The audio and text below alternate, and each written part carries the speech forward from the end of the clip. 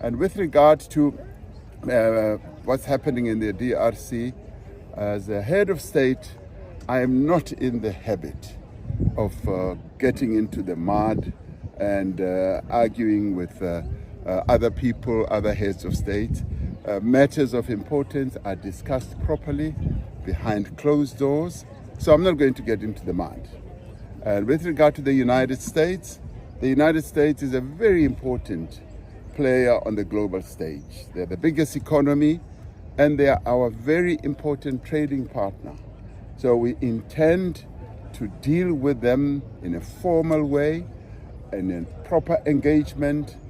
And as I said, I'm going to be sending a delegation to the world, on our own continent, to Europe, to the Americas, and to Asia, to the Middle East, to go and explain our position, more particularly our G20 objectives, because we want this G20 to be an African G20, but also to be a G20 that is going to focus on the issues that impact on the global South and humanity more broadly.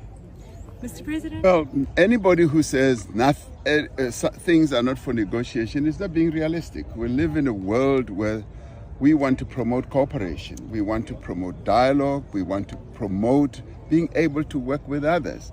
And so we want people to put their views forward. It must be a festival of ideas being put forward where we sharpen each other's wits and where we put wisdom and facts on the table.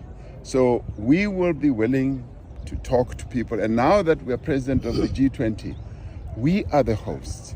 We are the dialogue leader. We are going to be presenting positions, and therefore we're open to talking as we are open for business. And when you're open for business, you want to hear views, even if they're divergent to your own views, and you want to find consensus. And once we get consensus, we're then able to... Well, we're working now with the UN and of course the SANDF to bring our fallen soldiers back.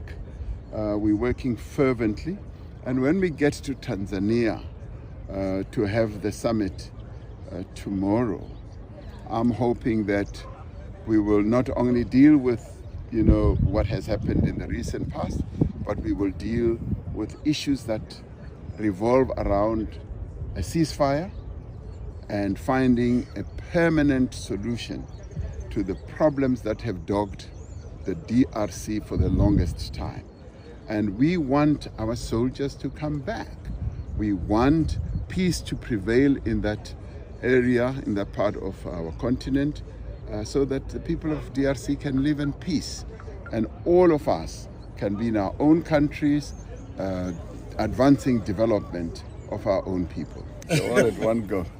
No, as I said yesterday in the State of the Nation address, we intend to grow our economy. We're focusing more intently on growing the economy by ensuring that our reforms take root, and we broaden our reforms as well to the second phase. We've done relatively well so far with our reforms, particularly when it comes to network industries, our electricity, our logistics, our rail, and our ports. We're doing much better than we did in the past. And that in itself is a really good indicator to investors, because they show that they see that we are serious. We're beginning to address the issues that they were believing are holding back their own investments. So investment confidence is up.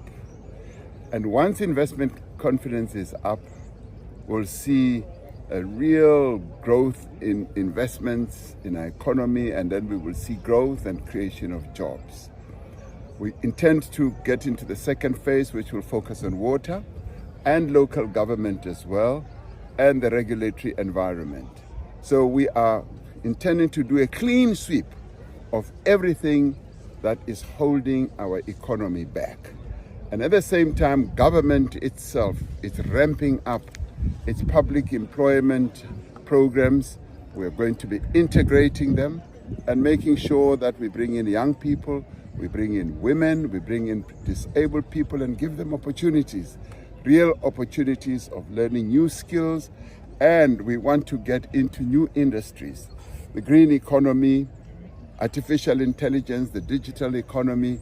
So opportunities are going to really open up in South Africa, and we are really excited about that, and more particularly by being able to have a compact with business and labor and social organizations working together with us. So the growth of our economy is going to revolve around us pulling together. And I have a sense that South Africans collectively now want the country to move forward, and that nothing should hold us back, and government is going to be there to facilitate that.